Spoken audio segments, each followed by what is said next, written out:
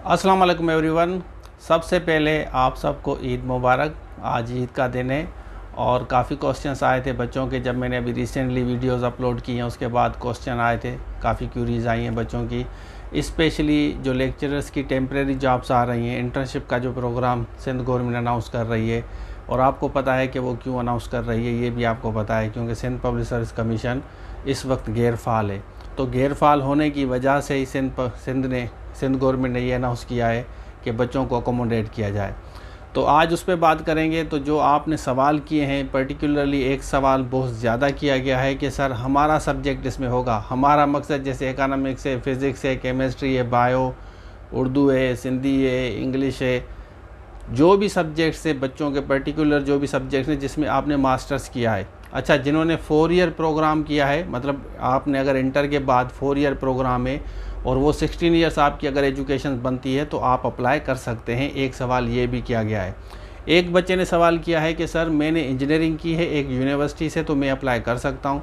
देखें, last time जो Sindh public service commission ने जितनी भी जॉब्स अनाउंस की थी, सिंध पब्लिक सर्विस कमीशन ने जॉब्स अनाउंस की थी लेक्चरशिप की, तो उसमें एक पर्टिकुलर सब्जेक्ट्स उन्होंने मांगा था, जिसमें अगर आपका फ़िज़िक्स है, जैसे एजुकेशन है, तो एजुकेशन में आपका बीएड एमएड होना चाहिए।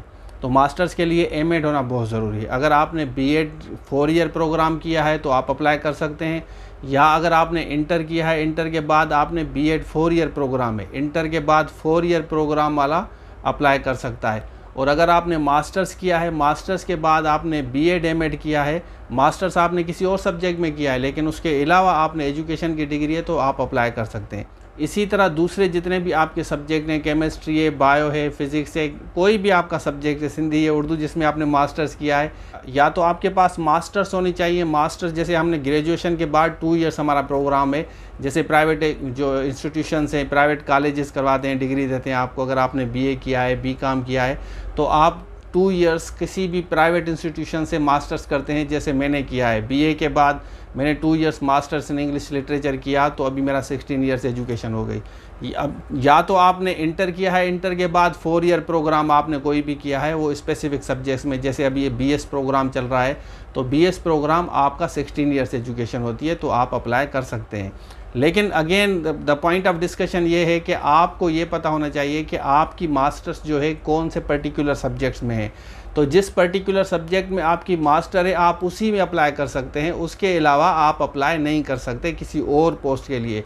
इंजीनियरिंग वाले बच्चे अप्लाई नहीं कर सकते। उनके लिए मैं एक छोटा सा मैसेज ज़रूर दूंगा कि अगर आपने प्राइवेट मास्टर्स किया है और इंजीनियरिंग की डिग्री शो नहीं करना चाहते तो आप अप्लाई कर सकते। असल मसला यहीं पे है जो बच्चों को समझ नहीं आ रहा, तो इसकी वजह से मैंने वीडियो बनाई। और दूसरे अभी बच्चे सवाल कर रहे हैं कि सर ये होगा कब। देखें, अभी गवर्नमेंट ऑफ सिंध ने ये आपको हिंट दिया है कि आप इस पे काम करें और इसके लिए इंटर्नशिप के लिए आप तैयार रहें। आपको 7 मंथ्स के लिए अपॉइंट किया जाएगा और किसी भी गवर्नमेंट कॉलेज में रखा जाएगा। ज़्यादातर जिस सिटी से आप ताल्लुक़ रखते हैं तो उसी सिटी में आपको रखा जाता है, क्योंकि आप टेम्परेरी होते हैं। अब इनको इन्होंने इंटर्नशिप प्रोग्राम दिया है और 70,000 सैलरी बहुत ज़्यादा है, फ़र्स्ट टाइम दे रहे हैं। वैसे नॉर्मली जो बच्चे कॉलेजेस में पढ़ाते हैं, पहले पढ़ाते थे तो उनको 10,000 दिया जाता था, यूनिवर्सिटी वालों को अभी भी 15,000 दिए जाते हैं। लेकिन ये बहुत बड़ा जो है ह्यूज डिफरेंस है। This is how I am thinking about कि भाई गवर्नमेंट ऑफ सिंध इस वक्त 70,000 आपको देगी और 7 मंथ के लिए देगी, तो आप आराम से अप्लाई करके तैयारी कर सकते हैं। तो उसके लिए ज़्यादातर जो बच्चे मुझसे पूछ रहे हैं कि कब होगा, किस तरह होगा, क्या होगा। देख, अब एक तो आपका पर्टिकुलर सब्जेक्ट है, उसमें तो आपकी 100% ग्रिप होनी चाहिए, जो आपकी कमेटी, जो आपकी टीम आपसे आपकी जो सिलेक्शन होगी। और उसके अलावा आपको डेमोस्ट्रेशन, एक स्पेसिफिक डेमोस्ट्रेशन आपको तैयार करना है। इंग्लिश में एक अच्छा सा डेमोस्ट्रेशन आप तैयार करें, जैसे आप वहाँ अच्छा इंप्रेशन दे सकें। ज़्यादातर मैं रिकमेंड इसलिए करता हूँ इंग्लिश में, क्योंकि जब आप इंग्लिश में बोलते हैं तो आपको ज़्यादा फ़ायदा होता है। अदरवाइज़ डिपेंड करता है कि कमेटी क्या चाहती है। कमेटी उर्दू में चाह रही है, सिंधी में चाह रही है, इंग्लिश में चाह रही है, ये उनकी फिर चॉइस होती है। लेकिन जो इंग्लिश हमारे यहाँ सब्जेक्ट है वो एक नॉर्मली हर जगह एक्सेप्ट किया जाता है। जैसे सक्कर IBM आप अप्लाई करते हैं किसी जॉब के लिए, तो इंग्लिश में अगर आपका डेमोस्ट्रेशन होता है तो आपको ज़्यादा फ़ायदा होता है। अगर आप उर्दू में देते हैं तो वो भी चल जाता है, लेकिन अगेन डिपेंड करता है कि उनकी चॉइस क्या है, वो क्या चाहते हैं आपसे। तो इसी तरह जैसे सखर IBA देखें, सखर IBA जैसे अगर आप MCQ टेस्ट पास करते हैं तो सखर IBA आपका एक डेमोस्ट्रेशन लेती है जो आप डिलीवर करते हैं यहाँ सखर IBA में आके। नॉर्मली अभी जैसे बच्चे पास हुए थे पब्लिक स्कूल सखर या हैदराबाद या किसी भी पब्लिक स्कूल के लिए पास होते हैं तो कमेटी उनकी जुड़ी जाती है, उनका वो कमेटी एक कॉन्स्टिट्यूट करते हैं सखर IBA वाले, उसके बाद सिलेक्शन होती है। इसी तरह गवर्नमेंट ऑफ सिंध भी इस तरह डिज़ाइन करेगी कि एक कमेटी बनेगी, उस कमेटी में आपका डेमोस्ट्रेशन होगा जिस पर्टिकुलर सब्जेक्ट में, उसमें एक पर्टिकुलर एक्सपर्ट बैठेगा। जैसे अगर आप केमिस्ट्री है तो केमिस्ट्री का, फिज़िक्स है तो फिज़िक्स का, वो बंदा वहीं पर बैठेगा और उसके अलावा जो भी उस वहाँ पर चेयरमैन होगा या दूसरे जो मेंबर्स होंगे आपसे क्यूरीज करेंगे, सवाल करेंगे, आपका कॉन्फिडेंस देखा जाएगा, डेमोस्ट्रेशन आप कैसे देते हैं। तो at the end of the day all you need to do is to focus on your delivery, how you are going to deliver something. If you happen to speak about English dramatically in a wonderful way, suppose you believe that you are good enough to understand the things which are being asked in the question. आपको ये पता होना चाहिए कि आप expert हैं और आप अच्छे तरीके से डिलीवर करते हैं। आपके पास अगर टीचिंग एक्सपीरियंस ऑलरेडी है तो ये प्लस पॉइंट है आपके लिए। टीचिंग एक्सपीरियंस अगर आपके पास है, अगर आपने कहीं पढ़ाया है, दिस इज़ प्लस पॉइंट, आप उसको कैश कर सकते हैं।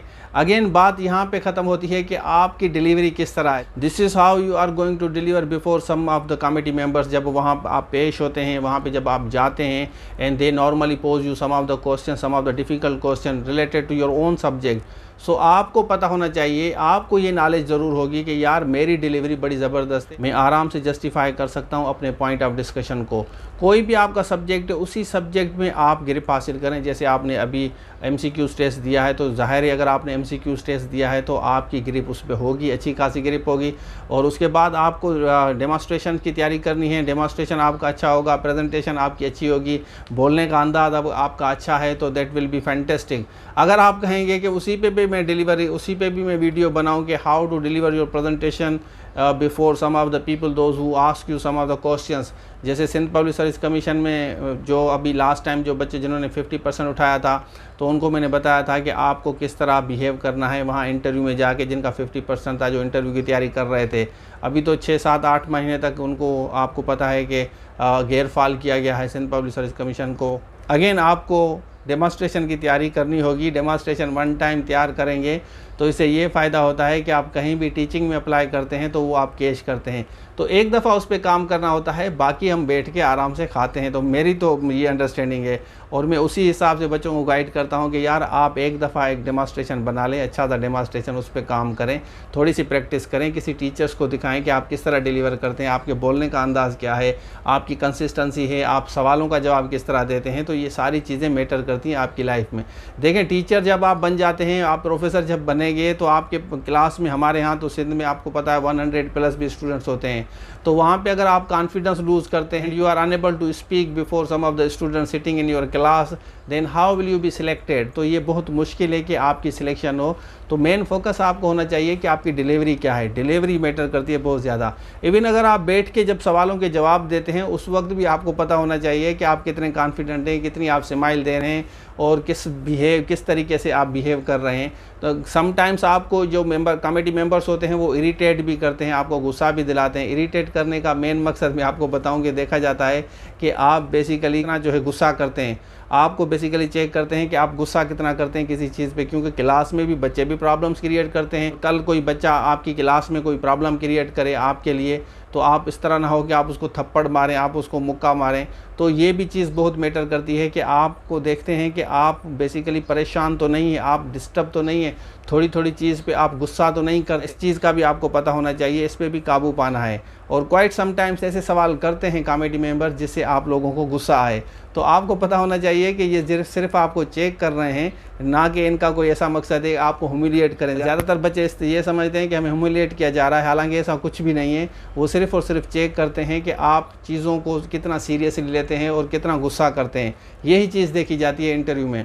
तो बस यही था आज के लिए। ये वीडियो मैंने स्पेशली बनाई, कुछ जो क्वेरीज आई थी, जो सवाल आए थे बच्चों के, तो बस इस पे काम करें और वेट करें। अभी एडवर्टाइजमेंट आ जाएगी, बहुत जल्दी आएगी। बच्चे पूछ रहे हैं कि कब अप्लाई करना है। अब एडवर्टाइजमेंट का वेट करें, जैसे एडवर्टाइजमेंट आएगी मैं फिर कोशिश करूँगा कि आप लोगों के लिए उसके लिए भी वीडियो बनाऊँ, आपको गाइड करूँ, आपको बताऊँ, क्योंकि मैं कोशिश करता हूँ कि ऐसी चीज़ें ब्रेक करूँ और आपको बताऊँ, आपको ऑलरेडी तैयार करूँ कि आप तैयार हो जाएँ।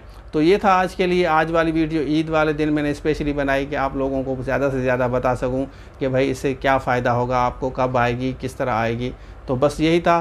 तो आई एम श्योर कि आपको ये वीडियो पसंद आई होगी और दोस्तों के साथ ऐसी वीडियो को ज़रूर शेयर किया करें। मेरे सब्सक्राइबर के लिए आप मेरे देखेंगे, मैं सब्सक्राइब करके लिए इसलिए कि नहीं कहता कि क्योंकि मुझे पता है कि जो देखने वाला है देखेगा, जो नहीं देखने वाला नहीं देखेगा।